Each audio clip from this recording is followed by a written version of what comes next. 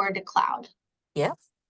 Okay, Perfect. awesome. Got That it. is really cool. Yeah, and then that way I'll be able to save it and then I can put it on the YouTube channel so we can watch it later. Okay, awesome. Perfect. Thank you, Awesome. So ma'am. we got about 2 more minutes and we'll let everybody flood in. Thank you guys so much for being here. If you'll put your email address and your organization so we can reach back out to you and connect with each other. We have some really great updates in the last month, some things to go over. So I'm really hoping that this will be a fruitful meeting.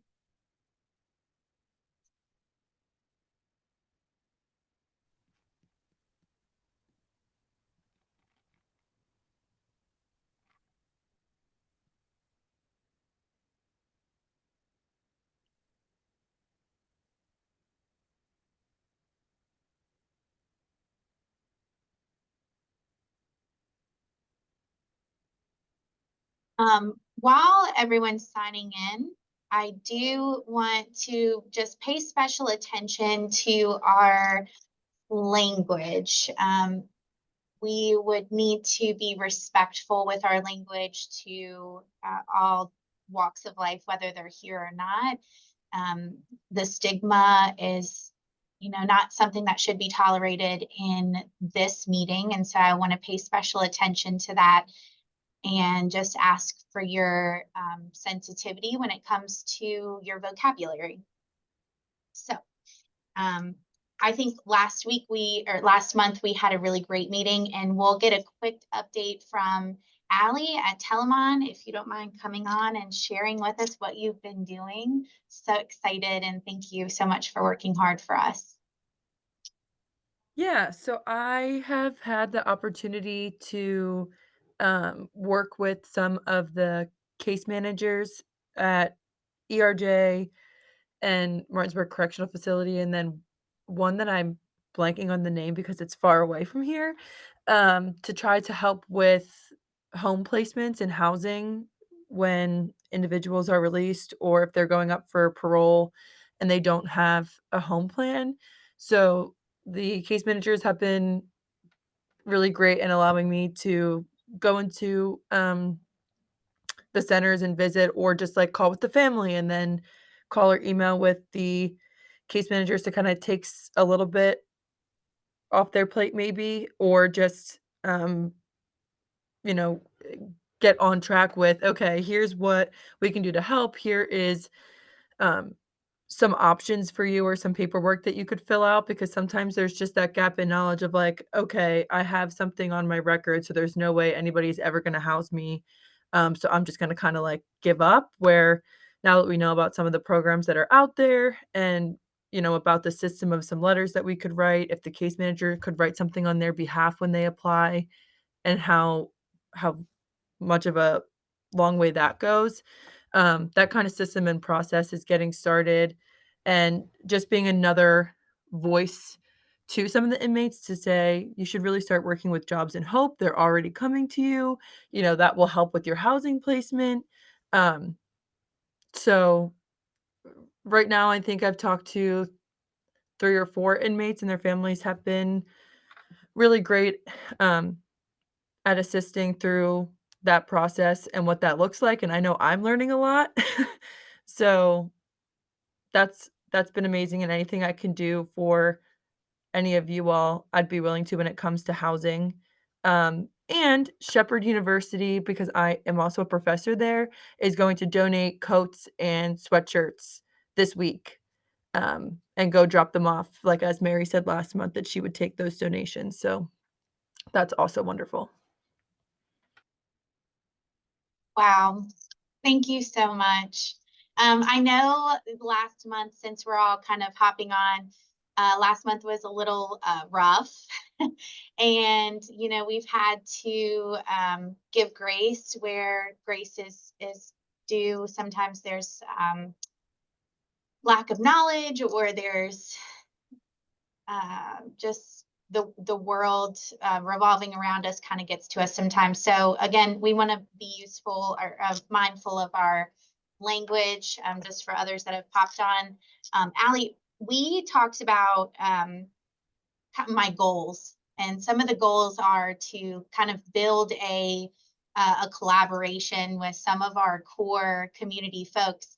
And so hopefully as you grow your relationships, we can kind of come in and filter in through what you're doing. So it would be great if, if anyone has questions for Allie, we have about, I've allotted about 5 or 10 minutes to this. So if anyone has questions for Allie, like please come on and ask questions and see how, she can help you, how you can help her, how you can be a part of that. Does anyone have any? I will say that I know Sabrina's on this meeting, but she has been really, really wonderful with that transition and helping me understand, like, there were some miscommunications that I think were going on that she helped me kind of curtail and teach me a lot about her program so that, I can help facilitate that as well. So it was definitely a team effort. Excellent. I love that. That's why we're here. That's wonderful. I love to hear that. Okay. Anybody else have any questions or any comments about Telemon, Allie, housing, anything like that before we move on? Okay. All right. We have Margaret from the Martinsburg Initiative. I'm so excited for her partnerships and what she is doing now and what she'll do in the future. So Margaret, if you don't mind, first introducing yourself and then telling us a little bit about what the future looks like for you. Sure. And do I have screen share capabilities? That would be amazing.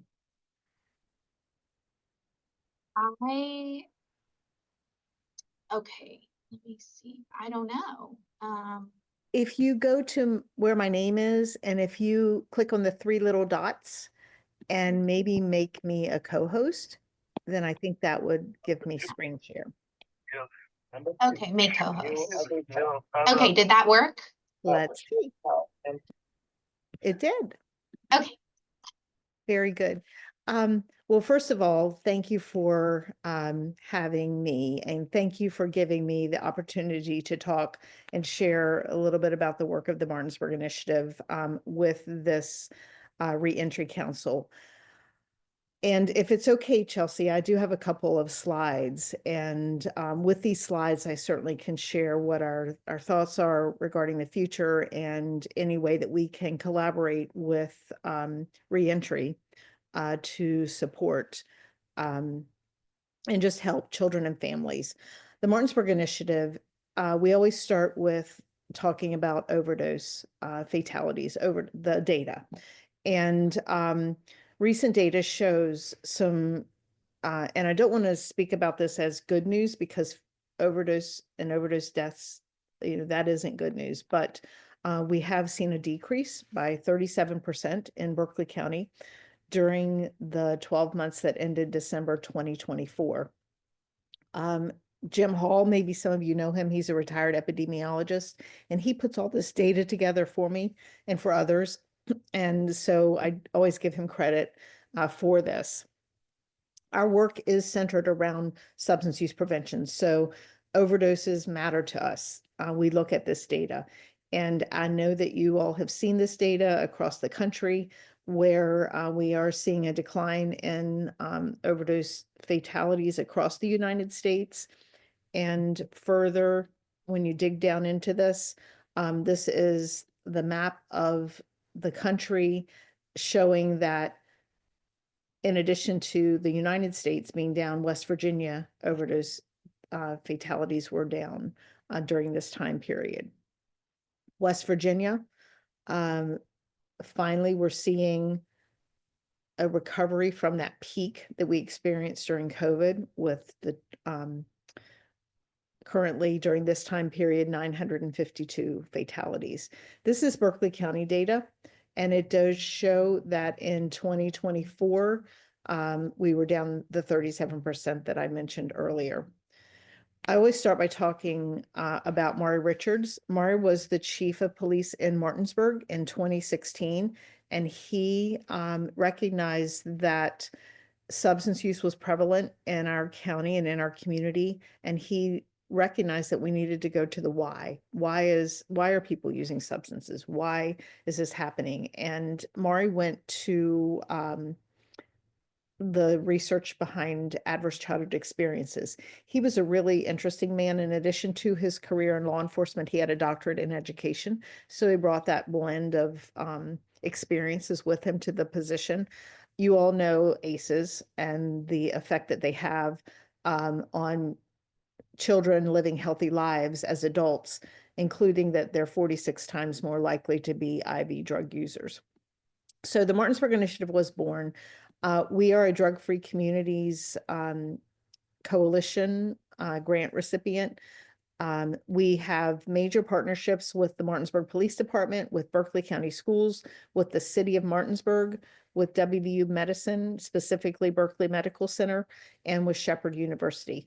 Also, we count the Washington-Baltimore HIDA as a major partner to us. In addition to their funding, we receive a lot of technical support from them. The man on the left is our current chief police, who is amazing, Chief Aaron Gibbons. And our mission is to prevent substance use, to build strong families, and to empower the community. And part of what I'm doing today by sharing the information with you is empowering our community. We look at the fulcrum of when things are difficult in people's lives, what can we do to build resiliency and tip the scales so that they are able to overcome the trauma that is present in many of their situations. The Martinsburg Initiative has a team of 10 social workers. We have 3 social workers that are embedded at the police department. Those are police social workers. We have 1 family community outreach coordinator, 1 lead mentor, and we do also have a peer support specialist on call that we use. This is what our model looks like. It is a tiered approach with tier 1 to increase awareness, tier 2 to identify and intervene, and tier 3 to mitigate. We accept referrals from anyone in the community, from police, schools, health department, emergency departments, self-referrals, a whole lot of referrals.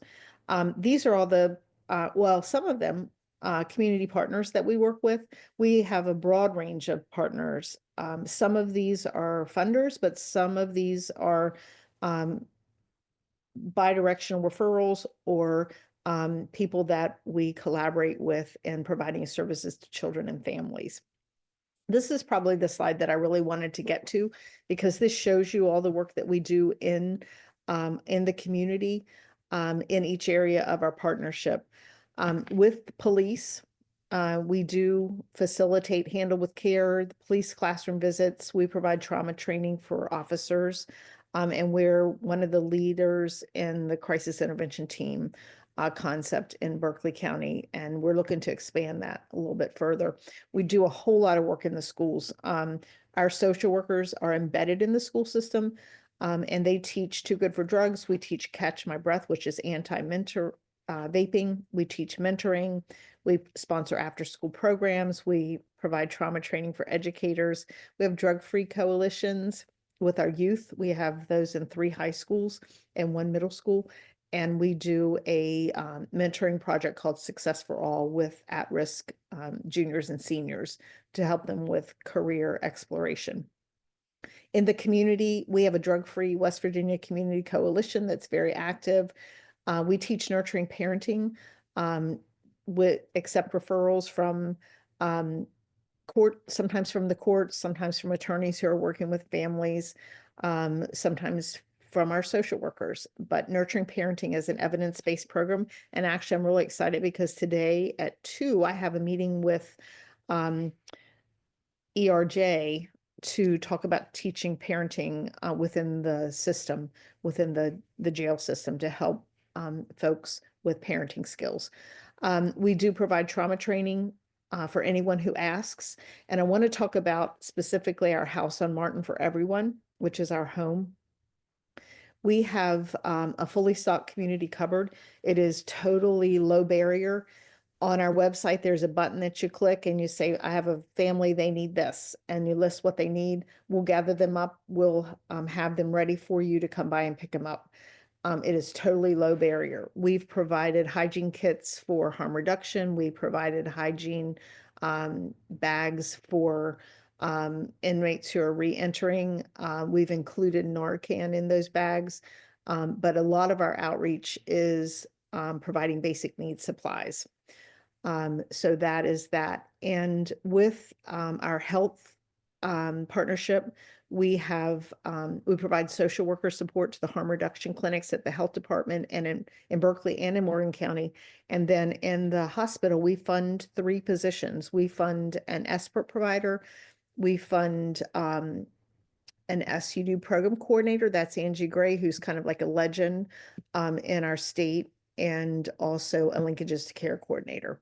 And that's something that maybe folks don't realize about the Martinsburg Initiative, is that we do fund that. It kind of started with Espert, and then it kind of grew in our emergency department.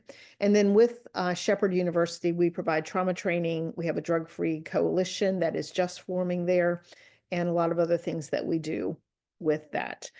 I would like to then, we collect data on everything, and I don't want to share a lot of this with you, but you can see we've had 887 referrals in the last 4 years. We've mentored 409 children. We've case managed over 1,000 children and families. That is our impact. We also do a lot of social needs screens and our referrals out to resources. Here is some of our data on those screenings. We've made a lot of referrals to food banks and also housing assistance. This is some more of our data. Remember, I talked about decreasing difficulties and increasing resiliency, and we are seeing that in our data, especially with our Tier 3 students, 67% a decrease in resiliency in difficulties and 44% an increase in resiliency. And that may not seem like a lot, but those are our very most at-risk children in this community. And so we definitely see that that is a win. And then we want to work to help our students that we case manage be good students. So 61% improved attendance, 65% improved grades, and 85% either their office referrals for behavior either stayed the same or decreased. Just want to take a minute and talk about our Drug-Free West Virginia Coalition. If anyone would like to join us in this effort, we would love to have you. You know the model where you have the 12 sectors who all are working together to solve a problem that's local to your community. In our case, it is substance use. We would love to have you. Here are some pictures just kind of the work of our coalition. And I just did want to share those with you so you can kind of see what we do. These are 2 of our youth coalitions. On the left, it is Musselman High, and on the right, it is Spring Mills High. I want to talk a minute about police social work. And tragically, on February 1st, one of our social workers was shot and killed by her husband, who then killed himself. And they did that in front of their 10-year-old. It was in a car. My staff is still reeling from that. We have a lot of grief and a lot of sadness. And I would like to share there's some things that have come from that are that I'm going to talk about. And one of them is police social work. 3 years ago, we began this concept of, we would like to provide a social worker to the police in Martinsburg. And so we started with Noelle Canellis as our first police social worker. And a year or so ago, the sheriff's department said, hey, we'd like a police social worker too. And so we gave them all of our training materials. We gave them all of our protocols. We helped, Noelle was part of their interview team. We've supported, we've really collaborated with the sheriff's department's social work. Well, the day that Melody was tragically, when she passed, that happened in the parking lot at the state police barracks. And whatever was going on in that car, Melody knew that she needed help. So she had driven to the police station, and 911 was called, and dispatch sent the sheriff's department to the scene. They also sent the sheriff's department social worker. So as they worked through processing what had happened, the child that was there, who was in the backseat of that car, she sat with the Berkeley County Sheriff's Department social worker while they waited for DHHS to come. And that just is something that I'm going to speak about, because that is the value of that trauma-informed support to law enforcement response. And I think there are just a whole lot of layers to that. One being that the Martinsburg Initiative did have an impact in the response to the passing of one of the Martinsburg Initiative social workers. So a lot of layers there, but I want to talk just a minute about our law enforcement social workers. We do have 3 of them, and they are there to, we're second responders. So that means that when law enforcement has determined that there are children or families that could help, or individuals who could benefit from social work services, they make referrals to us as a second responder with that. Just to see how this program has grown, the blue bar on the right is this past year, and you can see the number of referrals that we've had. And most of those are coming from police officers. We also get referrals to our police social workers from the community. A lot of that is helping with mental health. And the reasons for the referrals, 42% of the referrals to our law enforcement police social workers are mental health, followed by domestic violence. And then this just shows you the number of screenings that we've done: mental health, overdose, SDOH, SBIRT, and our active calls. And then we want our social workers to be involved in the community. And those are the trainings and community events. So crisis intervention team, we've trained a lot of officers in the crisis intervention team model. We feel like we're on a really good start to that in our community. We're about a year in, and we continue to train and be that trauma response. And back to what I spoke about earlier, we do have testimonials. We have a lot of testimonials regarding specific events, and we have a conclusion. But remember the decrease of 37 that I talked about? That's my opinion. I have, this is just my opinion. It's all of the community organizations working together, all of the Narcan distribution, the prevention efforts, the treatment efforts. It's all working together. And that's, I think, where I see the future. And the Martinsburg Initiative just wants to collaborate and help in any way. And that's what I have to share with you. And does anyone have any questions? Thank you so much, Margaret. That was really awesome. Yeah, does anyone have any questions for Margaret? Please come off mute and ask away. I think I do. So I loved your presentation. When it comes to community referrals, like, what is your idea of what a community group would reach out to you when it comes to like a need of one of their clients? Sure. If one of your clients has children in Berkeley County schools, or in a parent who might benefit from parenting skills, if there are children and we have a social worker in the school where the children are attending, we can provide the social worker case management at the school level. And with nurturing parenting, we can teach those parenting skills. So it's really, that's what we have to offer, referrals that are provided to us.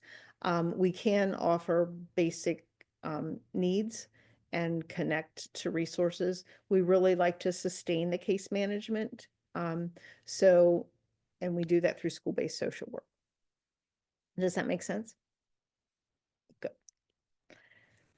Margaret, can you give us a little just snippet of maybe what you'll be discussing with the program?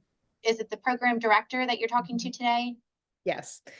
We would like to teach nurturing parenting to folks in ERJ. We feel that that curriculum would benefit them on their reentry. And it is a very impactful program.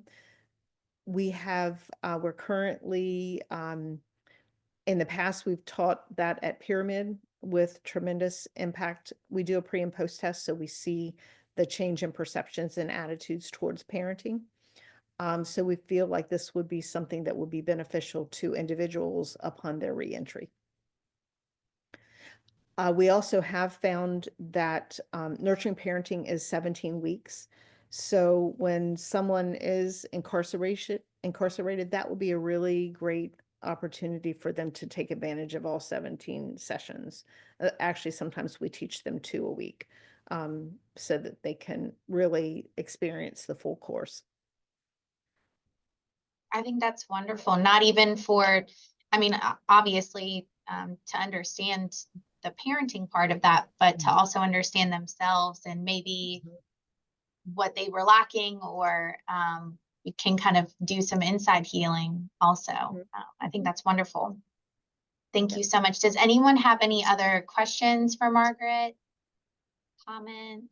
Margaret, this is Sherry with Aetna. I just want to say I am constantly amazed by the work that you and your staff have done, continue to do, and I always look forward to see what you will do next.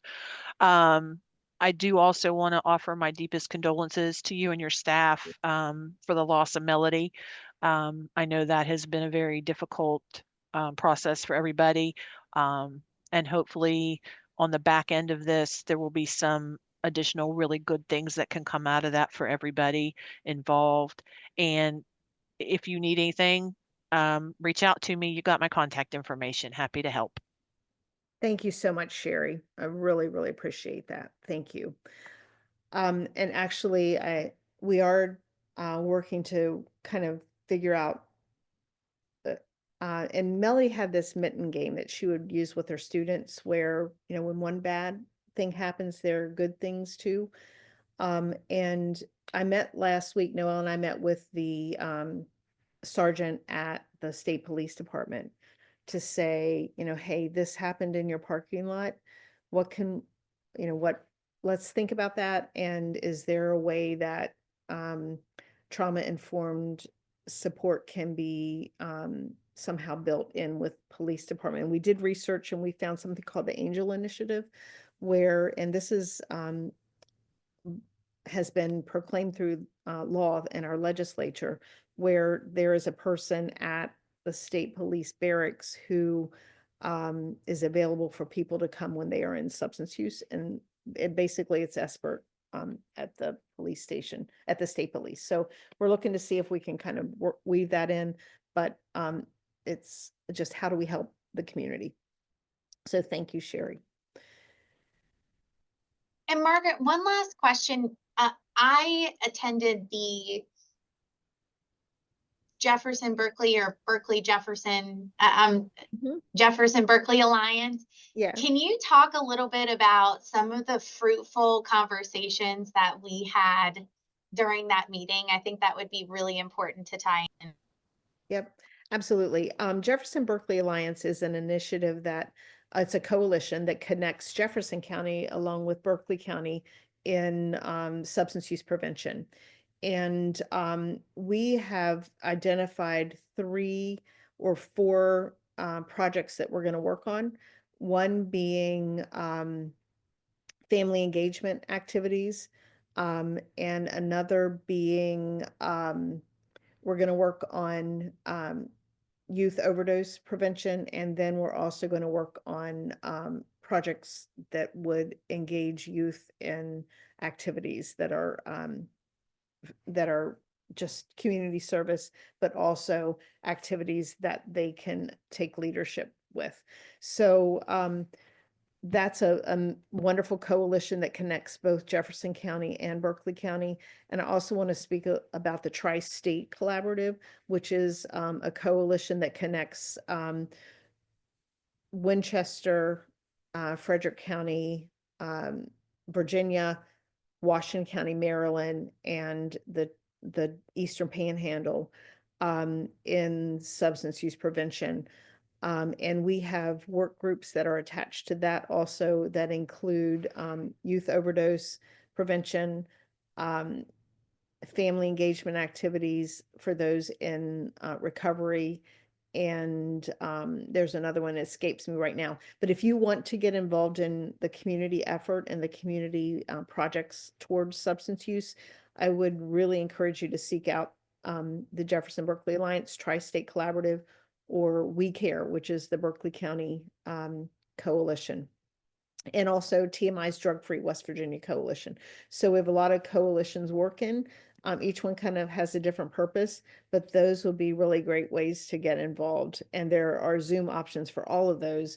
And then, of course, the work that does come from those. So thank you, Chelsea.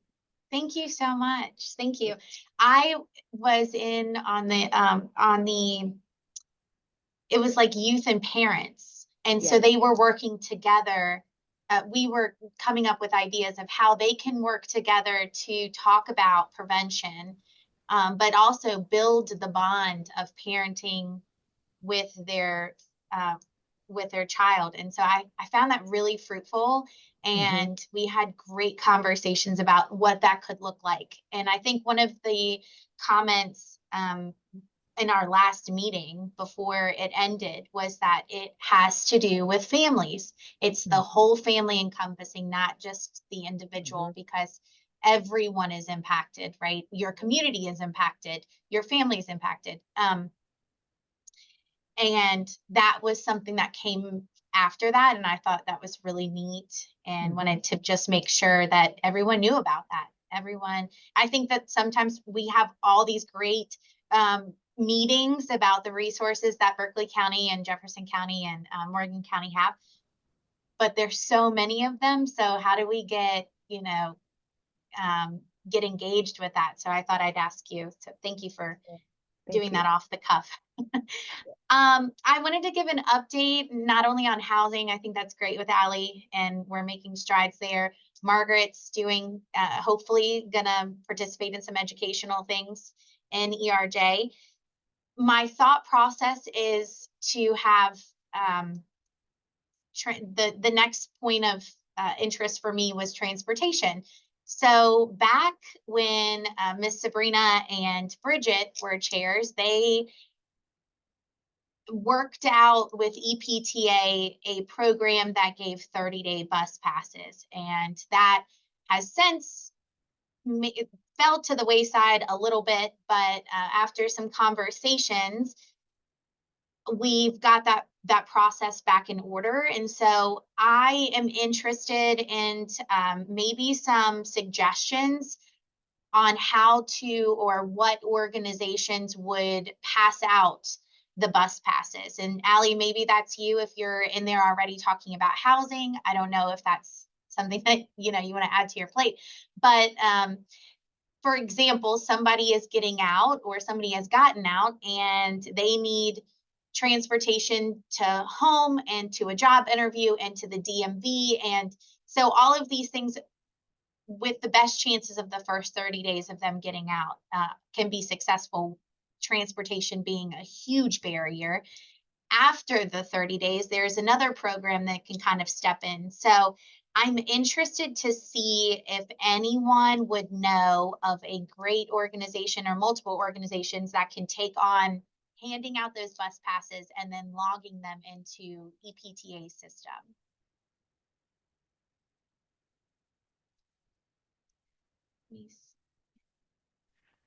Hey, Chelsea, one of our buildings is going to be for justice impacted individuals. So all of the beds in that building won't be for people recently released. However, I think I'll have access to a good amount of people that are recently released. So I've been doing some screenings for like North Regional Jail and Potomac Highlands. So we could probably distribute some of them over here. Okay, wonderful. And I think, and Sabrina, you might be able to talk to this more than I can, because I have never used the token app, and so I'm not super familiar.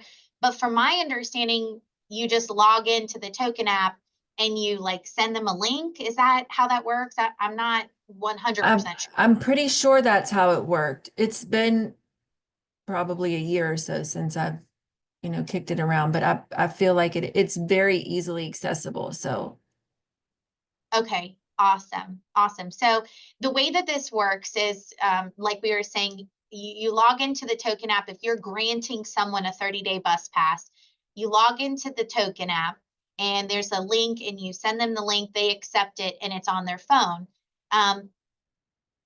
The other piece to this is that it's grant funded, so it has to be logged in like a Google Docs form, and you just put their name, how much, $60 is a 30-day bus pass, and then there's some other information that you enter, but it's super simple. And so I think we're just looking for about maybe four or five. So Sabrina, if you're one, let's say day report maybe. Allie, you know, again, if that's totally up to you. I think, does Jobs and Hope help with transportation in the Eastern Panhandle? I'm not sure about Jobs and Hope helping with transportation. I don't know. Lori, you wouldn't happen to know, would you? Sorry to put you on the spot. Oh, that's okay. I believe they have a reimbursement for people in the program that if they help, they'll be reimbursed for mileage. I think that's the way that works. I'm not sure that they have an outside group that they work with. Okay, awesome. Anybody else have any thoughts on that, or just any recommendations on some good organizations that could handle working that? Okay, all right. And then I wanted to, so the one other thing that I've been working on is IDs. With the IDs, we've talked to the West Virginia State DMV Commissioner. I hope I'm saying that right. And he has agreed that he will partner with us in a way that we can set up appointments for individuals that are getting out so that they can get their ID. Some of that means just figuring out what documentation is needed to get the ID. And then also, I think mail might be an issue or a boundary. Does anyone have any thoughts, or do you know about the process of getting out and getting an ID and mail? If, like, I don't know if you can sign up for mail somewhere like the Emmanuel's house, or any thoughts on that? Okay, so I'll work with oh, go ahead, Allie. I'm gonna need someone else to hop in on this, but my only thought is doesn't the core team help with that? Isn't that part of Manny? Are you on the core team? Am I lying? Putting that in, as I your think job you're and your thinking of Caroline, right, with WV Core, Yeah. VU Core. Caroline. Mm-hmm. They help. Caroline I think Wilson. Emmanuel helps too. And then help my memory. But like with DMV, they have a list. Like you can be added to depending on how you're serving people who are currently experiencing homelessness or couch surfing, they could add you to a list to be their representative so that you can bring that person into DMV and help them with the process of getting a state ID. They will also need required documents. If your group is doing housing assistance, for example, it might be a situation where you might have the lease for the housing assistance and stuff, and that might be credible paperwork for them living in West Virginia. Yeah, I think that, and Nana and I were talking about this, that you have to have, is it 2 forms of address or something, or residency? And I don't know how you get that if you don't have anywhere to live, you know what I mean? So that's my thought. So if anyone has any thoughts on that, that's a current project that I'm working on, and hopefully we can find some fruit with that, and that can be another barrier that can be dealt with. So Chelsea, can I jump in on that? sure. So you can actually use a shelter or like a temporary home is an address for you to get an ID, what you have to do is you have to have somebody at the shelter you're staying at sign an affidavit that confirms your residency at that shelter. So that could work for some folks. But then they also have to be mindful that if they leave that shelter or go somewhere else, they have to still change their address on their ID. Okay, so in this case, if someone is being released from incarceration and they're not going to a shelter, they have to get mail there somewhere. So do you have any suggestions for that? Where is the person going? I'm sorry, I missed that part. Well, let's just say they're not going to a shelter. You know, let's say Okay. if they are going, I don't know. I'm just thinking of all the options if they're not necessarily going to a shelter. Allie, would you be able to provide like I'm sure that they would get a lease then if you're helping them, right? If they do find housing. Hey, Yes, Chelsea. Oh, but if they are able to get it. Okay. so I have something from, can you hear me? Okay, I got something from the DMV. They printed out basically everything that you need and I can email it to you, but they will do utility bills, tax records, mortgage documents, homeowners insurance, W-2s, vehicle registration, voters registration cards, and a rental or lease agreement for proof of residency. Right, but my thing is, what if they're homeless and they have none of that? So how are we getting them IDs? If they're not staying in a shelter, they're living in a tent. Like how are they getting their IDs? I have a gentleman I'm taking tomorrow. He's homeless, but I got his social security card, he's got his birth certificate, but he needs an ID so he can get a job. Like the state's making it almost impossible for people to get IDs. I can give you Mary's number for the Emmanuel House because I know that I believe that she could help with that if Nanette. Okay, yeah, that would be great because I need to help him tomorrow. I'm taking him tomorrow and he needs his ID. Tara, did you have any input? Yes, so I'm with the Hope Dealer Project, and I was recently contacted at the end of last week from a representative at Pyramid Mountaineer. For anyone that needs this information, they were actually running low on funds to pay for the IDs. So we are going to be gifting them a gift card to cover the cost of the IDs. But in their situation, these individuals are currently in their rehab program, and they will be going over to the DMV with the participant from the rehab to the DMV with an affidavit.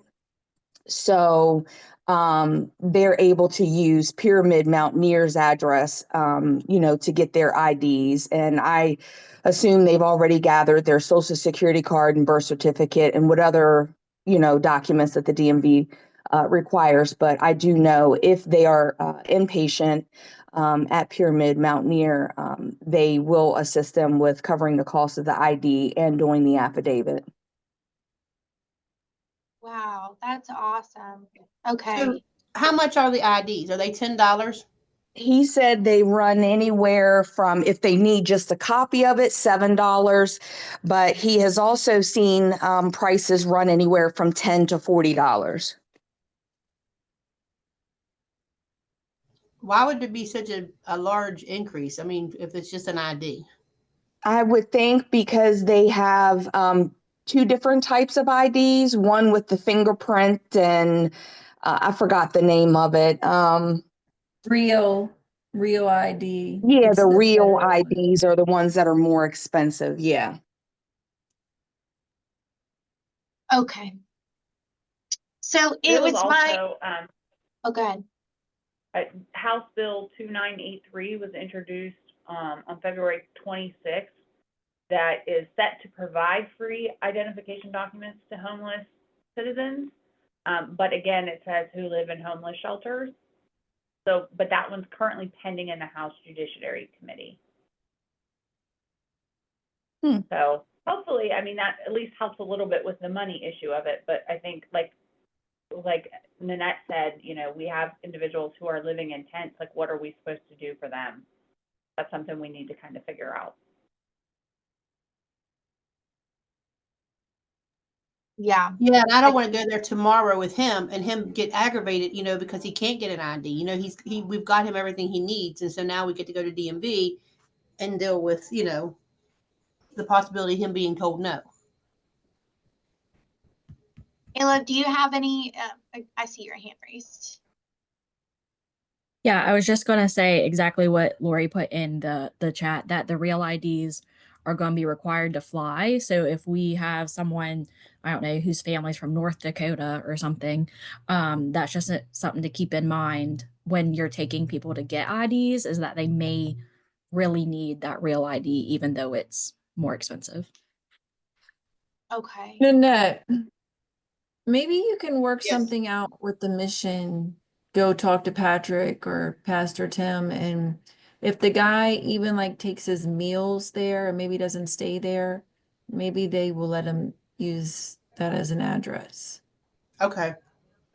And you might have a better, you know, with the mission, you might have a better talk with them than some other people. So Okay. Yeah, I'll reach out to them and see. Sometimes they just are just no, you know, I mean, like they're oh, not absolutely. They won't talk to me at all. That's why I said maybe Yeah. you'll be able to have a better go with it. right. Oh, that's a thank you for sharing, Lori. So JCCM allows homeless to use their address for mail. So but I wonder if they have to go there. So they probably have to like be there. Right, and that's in Jefferson County. So how are they going to But get even to if so, you could ask JCCM like how they're doing it and see if we can replicate that with an agency out here, like not to put Allie on the spot, but tell mine. Like, I don't know, like, because they're both community action, you No, know, we can agencies. do that. We already do that. Like I had because housing counseling, which is what I'm doing right now, that's a longer story. Like if we assist homeless individuals and like I help somebody apply for SNAP, we put our address and we're allowed to do that. So, you know, if that's a need, I don't know whether they have to be a client of one of ours or not. That would be my executive director. That's also an easy fix because Allie's credit counseling and budgeting classes are free to everyone in the community. So if they have to be one of her clients in order to utilize Telemon, then well, maybe we just register this gentleman to speak with Allie about his credit and finances. Then he's a client. Right, and And- Eastridge will let them get their mail here as well. It's just, you know, getting him something by tomorrow to go to DMV so he can get his job because he's really looking forward to getting his ID so he can start working. Yeah, and that's my thought process is if we have a 30-day window, right? If we're going to set or try, the goal is the first 30 days of success.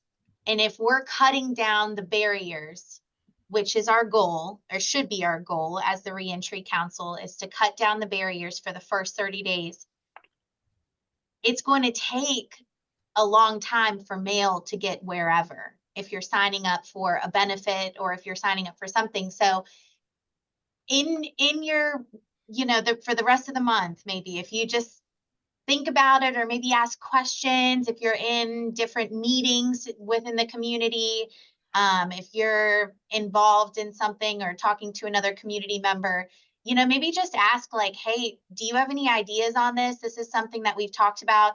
Tara, go ahead. Yeah, good point. So I visited another organization out in Kentucky, and it actually is, it's more beautiful to see than it is me explaining it. But it's basically, it's not a homeless shelter, but it is a community gathering space where those that are seeking services, a wide array of services just under one roof. And to the back of that building, they just have mailboxes that individuals that are homeless can actually receive their mail. It's just beautiful. I don't know if there is a community partner, in this chat, or, if something like that could be facilitated, for our community. And it's just basically a concrete wall, and it just has mailboxes on it.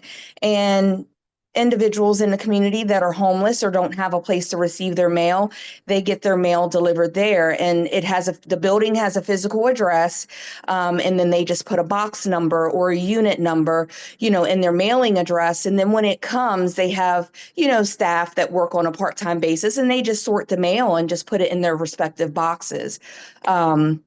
So, it's a suggestion.